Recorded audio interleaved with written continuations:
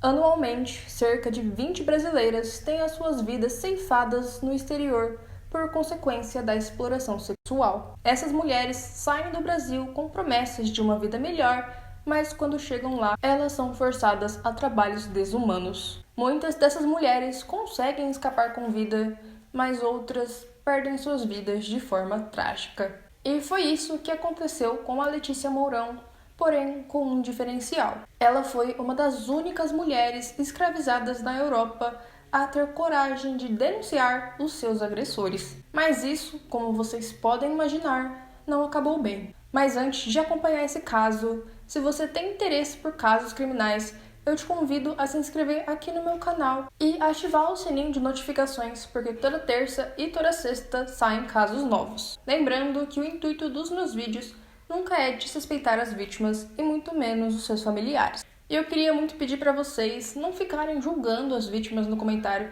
porque nada do que elas fizeram justifica o que foi feito com elas. Todos os recados dados, bora pro vídeo. Letícia Pérez Mourão nasceu no dia 5 de junho de 1977 em Goiânia, a capital do estado de Goiás. A Letícia foi descrita como uma moça muito tranquila e alegre. Com 17 anos, ainda no ensino fundamental, a Letícia conheceu o seu futuro namorado e pai do seu primeiro e único filho. Os dois se viram pela primeira vez na casa da avó da Letícia, que morava em Hidrolândia, em Goiás. Esse homem, que não teve seu nome revelado, ele era um mineiro que morava no Distrito Federal e que tinha ido para Goiás a passeio. Após um ano de relacionamento, os dois passaram a morar juntos já no Distrito Federal, em um local chamado Núcleo Bandeirante. Pouco tempo depois, o relacionamento deles começou a ficar desgastado devido a muitas brigas entre o casal e também dificuldades financeiras. E, para piorar a situação, a Letícia descobriu que estava grávida de um menino e, desesperada, ela decide se mudar para o Rio de Janeiro para tentar uma vida melhor, porque lá seria mais fácil de conseguir um emprego para assim sustentar o seu filho. Porém, a vida lá também não deu certo e depois de um mês, o ex da Letícia acaba descobrindo que ela estava passando por dificuldades, então ele vai lá para o Rio de Janeiro buscar ela. Eles então passam a morar juntos e juntos veem o seu filho nascer em junho de 1996. Mas o relacionamento deles parecia não dar certo de jeito nenhum, então o relacionamento termina definitivamente em 1999. A Letícia então deixa o filho com o ex e se muda para Taguatinga-Sul, uma outra cidade no Distrito Federal. Lá ela conhece uma mulher chamada Simara e as duas criam uma amizade forte. Porém, o tempo se passou e ninguém tinha notícias da Letícia e o seu filho, que já estava com 3 anos, não via sua mãe desde que ela partiu. Preocupado, o ex-namorado da Letícia contrata um detetive particular e ele acaba descobrindo que ela estava se prostituindo. Depois dessa revelação, o ex da Letícia entra na justiça pedindo a guarda no filho, que é concedida em 2001. A Letícia, então, passou a visitá-lo esporadicamente e também o presenteava pelo correio. E nesse período, ela arrumou um outro namorado que morava em Sobradinho. Mas esse namorado era completamente abusivo com ela, ele a perseguia, a ameaçava e a agredia. Ela, então, conta isso para a mãe, que morava nos Estados Unidos, mas por causa da distância, a mãe dela não podia fazer muita coisa. Então, ela liga pro ex da Letícia e pede ajuda para ele para tentar tirar a Letícia do Brasil, porque os dois estavam com muito medo dessas perseguições. A mãe dela, então, deposita uma quantia um pouco maior do que R$3.000 na conta do ex da Letícia e ele compra uma passagem para ela só de ida para a Espanha e ainda dá o resto do dinheiro para ela começar a vida lá. O ex escolheu a Espanha como destino porque a sua irmã já morava lá e ela poderia ajudar a Letícia a se estabilizar pelo menos nos primeiros meses. Então, no final de 2001, a Letícia desembarca no aeroporto de Madrid e é recebida pela irmã do ex-namorado. E em poucos dias, a Letícia se muda para Barcelona na companhia de algumas amigas brasileiras que ela tinha feito em Brasília, que tinham se mudado também para a Espanha. Essas amigas também eram garotas de programa e ajudaram a Letícia pelo menos nesses primeiros dias em Barcelona, a conseguir um local e um emprego. A Letícia então passou a vender o seu corpo novamente e ela dizia para a família que estava trabalhando como cuidadora de idosos. E com parte desse dinheiro que ela ganhava na prostituição, ela enviava presentes para o filho que estava morando em Brasília. A Letícia era ilegal na Espanha e, de acordo com uma amiga dela, também outra parte desse dinheiro que ela ganhava era para sustentar o seu vício, que não foi confirmado, mas pelo que tudo indica, era um vício em drogas. Ela então dividia um pequeno apartamento com uma amiga, que também era garota de programa, na Avenida Paral·lel, em Barcelona. Mas ela não ficava muito tempo em casa, já que ela viajava e passava vários dias ou semanas fora de casa em bordéis de diferentes pontos do país. Nessa época, a Letícia começou a namorar um colombiano chamado German, que era morador da capital. E, através de um colega, ela foi informada sobre um homem chamado Antônio, que era dono de vários prostíbulos na região. Ele atuava em Tarragona e em Barcelona e estava atrás de novas garotas. Eles então conversam pelo telefone e o Antônio fala para a Letícia sobre o trabalho e sobre como a vida dela seria melhor porque ela ganharia mais dinheiro. Mas ele esqueceu de mencionar as torturas que as garotas passavam naqueles locais. A Letícia então acreditou no que o Antônio disse e pensou que poderia aumentar a sua clientela e a sua renda. Mas ela havia acabado de aceitar trabalhar em um local onde ela teria que estar disponível 24 horas por dia. Ela também não poderia recusar nenhum cliente e teria que pagar o valor de $200 iniciais, que só teria de volta se ela trabalhasse por 21 dias seguidos. Ela teria apenas 2 horas para dormir por dia e, se estivesse muito cansada, ela poderia descer até o andar de baixo, onde descansaria por mais 5 horas. Ela então, sem saber, vai para Tarragona, que fica a mais ou menos 90 quilômetros de Barcelona. Ela começou a trabalhar no segundo andar do número 382 da Rua Gasômetro, no centro da cidade. Inicialmente, ela cobrava 25 euros por 15 minutos de trabalho, porém, ela ficava com apenas 15 euros e os outros 10 ela dava ao Antônio. No mesmo prédio, moravam e se prostituíam outras 9 brasileiras e algumas outras clandestinas. A fachada do prédio continha o letreiro Andando Sem Fronteiras, que era uma ONG fictícia para disfarçar o bordel. Dentro do prédio, uma mulher nigeriana chamada Ana era responsável por cuidar das mulheres. Mas esses cuidados, na verdade, eram punições. As garotas eram punidas com multas caso não rendessem um valor mínimo para o dia, e também quando elas quebravam alguma regra, como sair da casa por mais de 45 minutos. As multas, que geralmente eram de $20, também eram aplicadas caso elas recusassem algum cliente ou elas dormissem durante o turno. Além da Ana, um outro homem espanhol controlava a saída dos homens da casa e também o deslocamento das garotas no prédio. Ele instruía as mulheres a saírem pela janela e saltarem para o quintal do primeiro andar caso os policiais entrassem no bordel. Fora isso, o cafetão Antônio aparecia na casa 2 vezes por dia para pegar a sua parte da quantia levantada pelas meninas. A Letícia, quando começou a trabalhar lá, foi informada que elas teriam de 4 a 5 horas para descansar por dia, mas isso raramente acontecia, pois eles a obrigavam a trabalhar 24 horas por dia. Vendo que essas condições eram desumanas e os abusos psicológicos não terminavam, a Letícia não conseguiu ficar mais do que 10 dias naquele local. Ela então decidiu ir falar com Antônio e pedir os seus $200 de volta.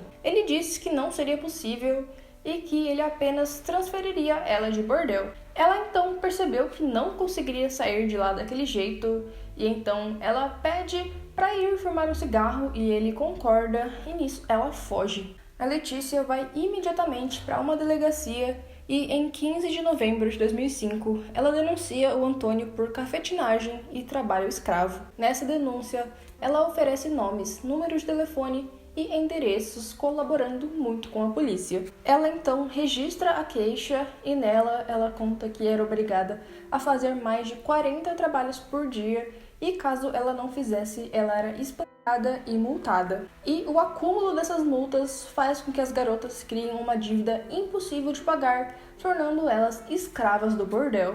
E é aí que muitas dessas mulheres são escravizadas, uma vez que elas pagam com o trabalho e se a dívida só aumenta, elas não conseguem sair mais da casa. Felizmente, a Letícia conseguiu sair e tentou ajudar as mulheres com a sua denúncia. Ela foi encorajada pela polícia a seguir com o processo, que geralmente demora, e eles prometeram não revelar a identidade dela, fora que ela era uma testemunha protegida. Com a queixa apresentada à polícia, eles realizaram uma árdua investigação que durou mais de 5 meses. Após a denúncia, a Letícia voltou para Barcelona e continuou namorando aquele colombiano, o German, e também continuou se prostituindo. O German também denunciou o Antônio para a polícia após um dia onde o Antônio e mais 2 capangas invadiram a casa do German e ameaçaram ele. O Antônio teria dito assim para ele: convença ela, no caso a Letícia, de desistir da denúncia, senão eu tenho poder para acabar com ela. Os 2 guarda-costas aqui vão se livrar dela. Sei de seu filho, que vive no Brasil, ameaçando o German e a Letícia. Devido a isso, a polícia ofereceu um local como abrigo para Letícia, mas ela recusou porque o local era muito ruim. Ela então disse que procuraria um apartamento para alugar e voltaria a se prostituir para então conseguir mais dinheiro. E em 2008, o German acabou sendo preso por agredir a Letícia e algumas outras namoradas dele, e na prisão ele mudou a sua declaração sobre o Antônio. Ele então nega ter mantido qualquer relação com a Letícia e afirma nunca ter visto o Antônio. Isso no caso por causa das ameaças que ele estava sofrendo da máfia espanhola. E por causa disso, o Antônio acabou sendo absolvido por falta de provas. Com medo, a Letícia resolve voltar para o Brasil para rever o seu filho, então ela desembarca em Brasília em 2007. A Letícia então entra em contato com o pai do filho dela, aquele ex-namorado que ela tinha, e pede ajuda para alugar um apartamento para ficar mais perto do filho. Ele então ajuda ela, e quando ela estava na Espanha, ela teria juntado mais de 20 mil reais nas prostituições, então ela adiantou mais de 6 meses de aluguel. Ela então fica com o filho durante 1 ano, ajudando ele nas tarefas da escola, porque o mesmo estava indo mal. A vida dela, então, tomou um novo rumo. Ela queria esquecer, virar a página, tentar recuperar o tempo perdido ao lado do seu filho. A sua vida parecia melhorar. Ela até conheceu um cara através do Orkut chamado Flávio Barbosa. Ele disse que queria propor um trabalho para ela e começou a elogiá-la. Ele não parecia se importar com o passado dela, pelo contrário, ele era um homem romântico, gentil e educado. A Letícia parecia feliz e esperançosa porque a vida tinha lhe dado uma nova oportunidade. Até que, na manhã do dia 8 de março de 2009, o Flávio propôs um jantar com a Letícia. Naquela manhã, a Letícia estava um pouco nervosa porque na noite passada a polícia tinha ligado para ela para dar continuidade ao processo contra o Antônio. Mas mesmo assim, durante o jantar, ela fingiu não estar preocupada para conseguir conversar com aquele tal Flávio. Eles então tomam algumas cervejas e a Letícia parecia muito feliz e empolgada. Mas o Flávio então percebe que a Letícia estava um pouco tensa. Ele então se levanta e se posiciona atrás dela e, como um cavalheiro, ele coloca as mãos nos ombros dela e começa a massagear. Quando a Letícia já estava um pouco mais calma, o Flávio então coloca uma das suas mãos dentro da calça e puxa uma arma de fogo, disparando contra o rosto da Letícia. Depois disso, ele fugiu com um comparsa em uma moto que já estava esperando por ele. O Flávio estava trabalhando para a máfia espanhola e havia sido pago com 40 mil reais. A polícia então começou a investigar a morte da Letícia e, através das suas mensagens no celular, eles conseguiram encontrar esse tal Flávio. Na verdade, o seu nome era Lúcio Flávio Barbosa, de 20 anos, e quando ele foi preso, ele confessou o crime. No seu depoimento, ele disse que foi contratado por um homem chamado Clênio, um espanhol que queria alguém para matar a Letícia. Esse Clênio trabalhava diretamente para o Antônio e ele ficou 3 dias no Distrito Federal, apenas seguindo os passos da Letícia. Ele então passou todos os dados, como fotos, número de telefone, endereço, para o Flávio. O comparsa que estava junto com o Flávio no dia do crime recebeu o valor de 500 reais, mais um celular e um relógio. Depois da morte da Letícia, a polícia descobriu nomes de possíveis aliciadores que trabalhavam para a máfia espanhola. Até que eles se deparam com um homem chamado Miguel Martínez, que era o nome verdadeiro do Antônio. Na sua ficha já existiam mais de 7 denúncias de mulheres que trabalhavam junto com a Letícia. Então, na manhã do dia 15 de março de 2010, agentes do Grupo de Operações Especiais surpreenderam o Miguel em um dos seus prostíbulos. Além dele, os policiais prenderam outras 22 pessoas em flagrante. Nas casas, eles libertaram mais de 30 mulheres que estavam sendo escravizadas. A maioria delas era da Lituânia, mas também tinham muitas brasileiras. Nos seus corpos existiam várias marcas dos espancamentos e também do regime de exploração sexual impostos pelos agressores. Tudo como a Letícia havia descrito. O Flávio foi condenado a 12 anos e 6 meses de prisão, mas o mandante, o Clênio, está foragido, provavelmente escondido na Europa. E o comparsa foi absolvido do crime. Já na Espanha, um promotor pediu 28 anos de prisão para o Miguel, o Antônio, e mais 9 anos para uma moça chamada Evelyn, que era o nome verdadeiro daquela gerente chamada Ana. Não temos informações se eles foram realmente presos, mas o que sabemos é que todos os prostíbulos continuam abertos e funcionando 24 horas por dia. O enterro da Letícia aconteceu no dia 8 de março de 2009, em Goiânia. A mãe da Letícia, que mora nos Estados Unidos, não compareceu ao enterro e disse que não quer voltar ao Brasil só para colocar a filha debaixo da terra. E durante o enterro, uma de suas melhores amigas disse: Letícia não tinha medo de nada. Ela era forte e bonita como a Marilyn Monroe e fez o que queria. É por isso que ela os denunciou. E é com essa frase que a gente termina o vídeo de hoje.